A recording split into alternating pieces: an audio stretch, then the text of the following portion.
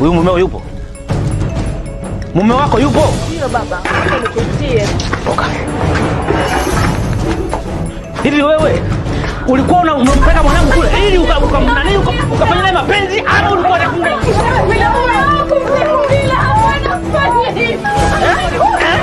Baba, nisaidie mimi jamani. Jamani nimekulala mume wangu mimi. Baba,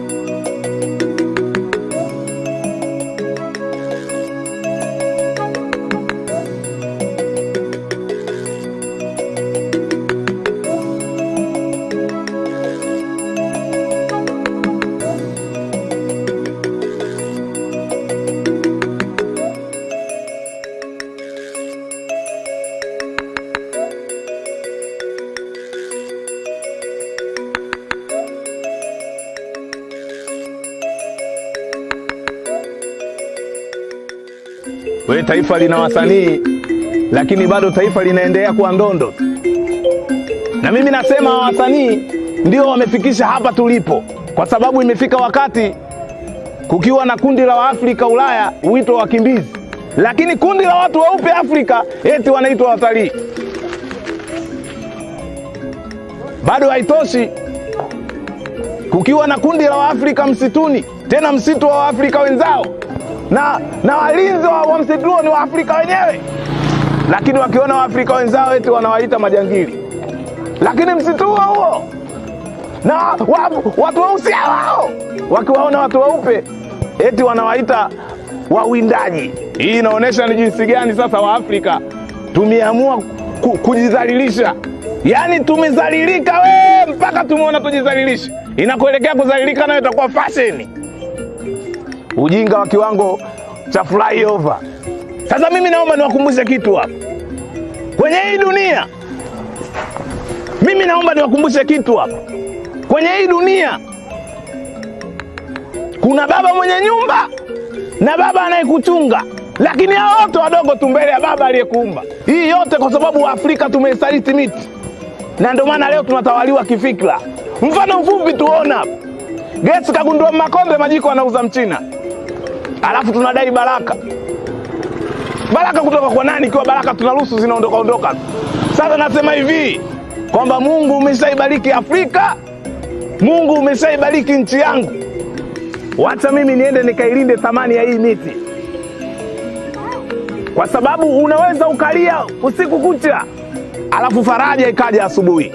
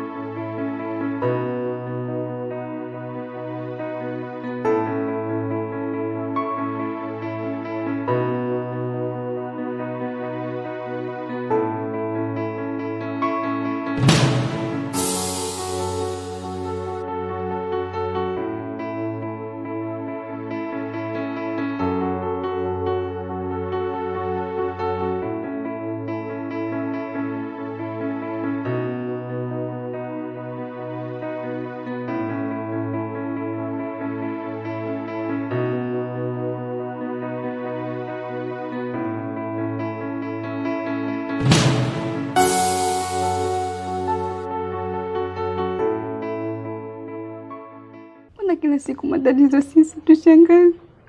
Na kwa nini baba aliamua kuchukua uamuzi huu? Kwa nini hakunisubiri mimi mwenyewe? Sasa nafikiri utafanyaje na ameshatokea. Hapa cha kufanya ni kuomba Mungu Baruku apone huko hospitali. Sasa baba naye amekimbilia wapi? Jamani Samia, mimi na wewe tangu jana tupo wote hapa, mimi nitajua jaribu. Na wewe umeona, nimezima simu kwa shule tumpigie hapatikani. Una sasa. Alitaka kufanya ukatili. Lakini leo umekatiliwa yeye. Laya yote ile mwendazimu aliyasema. Mwendazimu gani wewe? Kuna chizi mmoja anajiita NABII Mswahili. Aliyasema yote ila tulimdharau kutokana na uchizi wake. Lakini leo inatokea yale.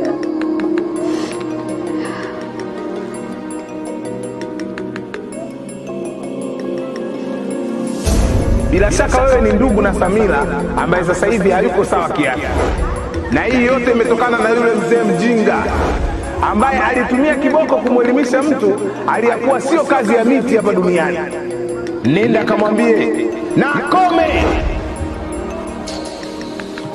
Hatakiwi kumwelimisha mtu maadili mema aliyakuwa yeye amevaa matendo ya kikafiri.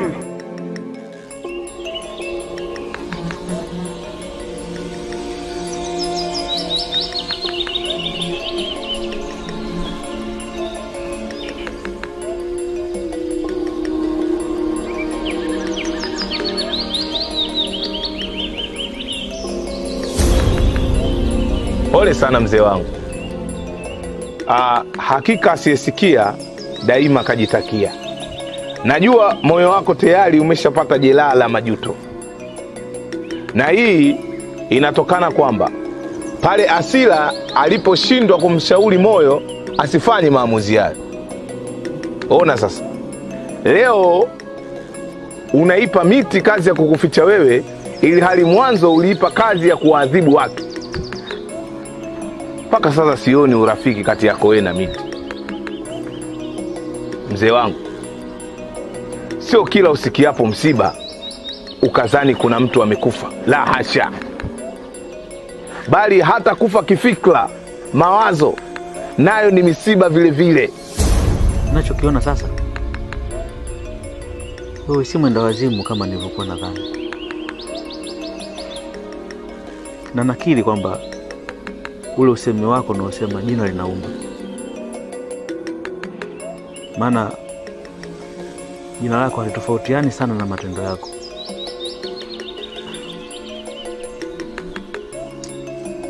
Naomba unisamehe NABII Mswahili. Mimi sidhani kama ulisha wewe kunikosea. Sidhani kabisa. Ila ninachoamini mimi kwamba ndani ya hii nchi kuna wenda wazimu na walemavu wa akili. Kawaida ya walemavu wa akili wana tabia ya kuwalaumu wenda wazimu. Mzee wangu, hukutakiwa kuutikisa upupu kipindi cha kipupwe. Maana kufanya hivyo ni kusahau kwamba fikra zina uwezo wa kukirudisha kitu ambacho moyo ulikifuta. Wacha nikusaidie.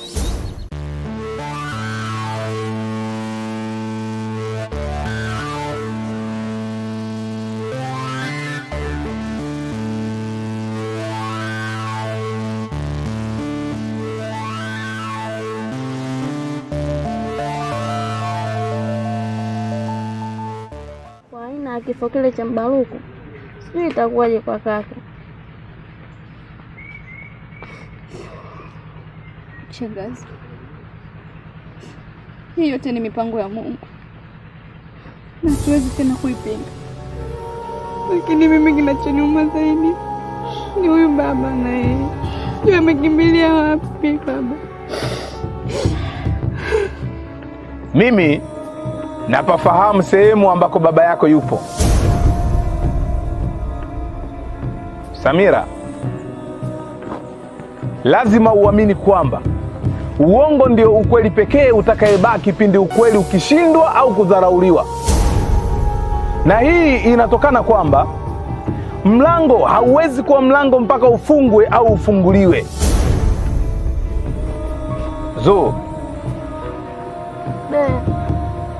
Kwenye maisha inatakiwa ujulikane unaishi katika kategori gani.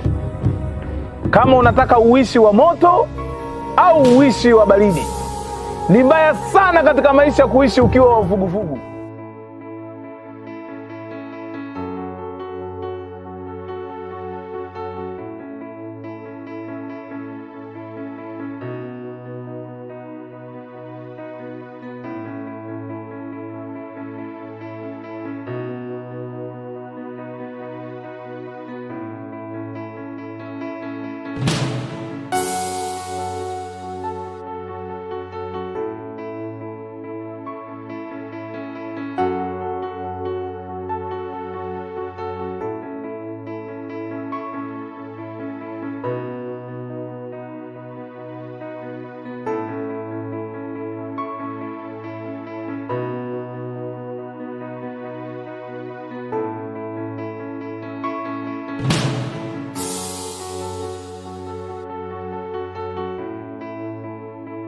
Samira.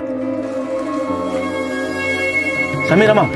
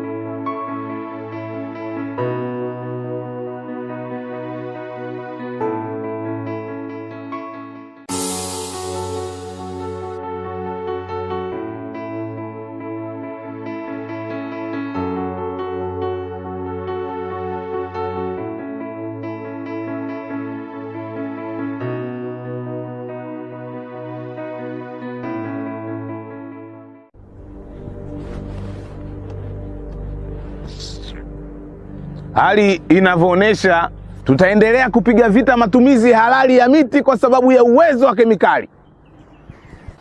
Maana kila kukicha wanazaliwa watoto wa kemiko tu. Na umri wa kuishi unapungua kila kukicha. Kila kukicha umri wa kuishi unapungua. Sasa kwa taarifa yenu, Waafrika tusiporudi katika matumizi halali ya miti, ule uwezo wa kuishi miaka 500 utabaki katika vitabu vya history tu. Na wimbo wenu siimbi.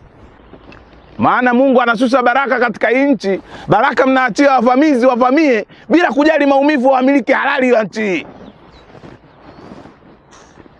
Sasa na akaambiwe mheshimiwa kwamba yule paka yupo lakini tushamzoea. Sasa hivi kuna mbuzi huyo anajifanya swala.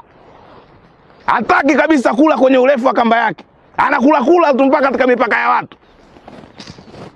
Pumbavu. Huo si ujinga wa kujitegemea. Ujinga tegemezi. Yaani unaishi kwa kutegemea ujinga.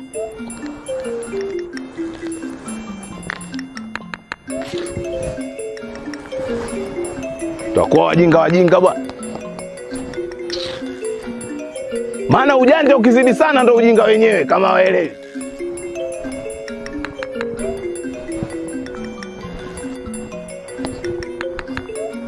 Hatuwezi kukubaliana na hii nchi yeke kibindoni. Inawezekana hata hili neno kibindoni likawa geni kwao. Kwa sababu wa kemikali. Uzungu unatawala katika tamaduni za Afrika. Tunakubali vipi?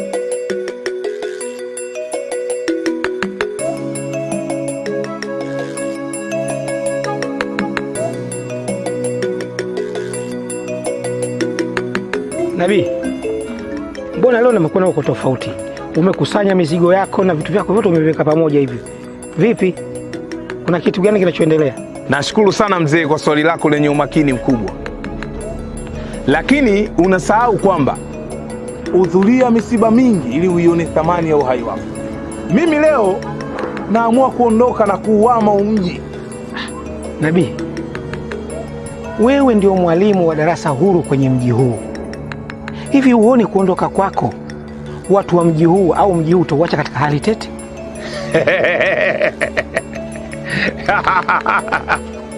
Ni kweli kabisa.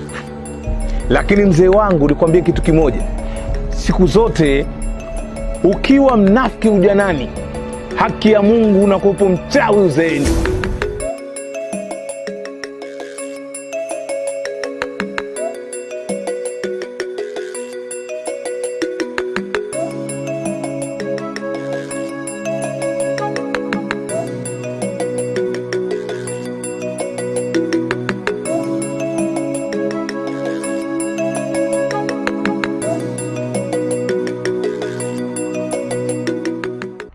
Mheshimiwa mwenye dhamana na sekta hiyo, kama utawaita wavuvi kwa lengo la kuwasaidia, usijiulize kwa nini wavuvi hawa hawapatani. Kwa sababu sasa hivi wavuvi wamegawanyika makundi mawili.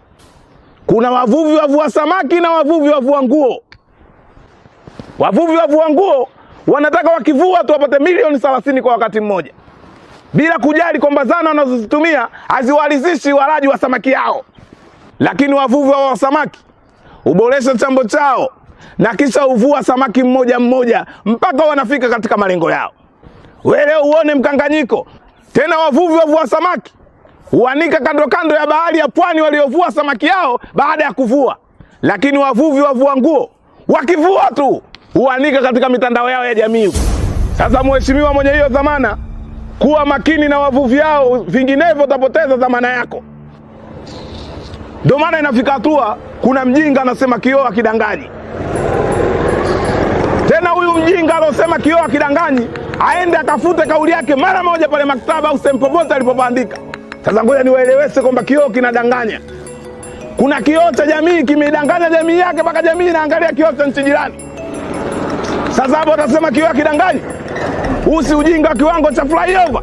Au na wewe pia ni miongoni mwa wadanganyifu ambao wameamua kutudanganya? Sasa kwa taarifa yako hatudanganyiki.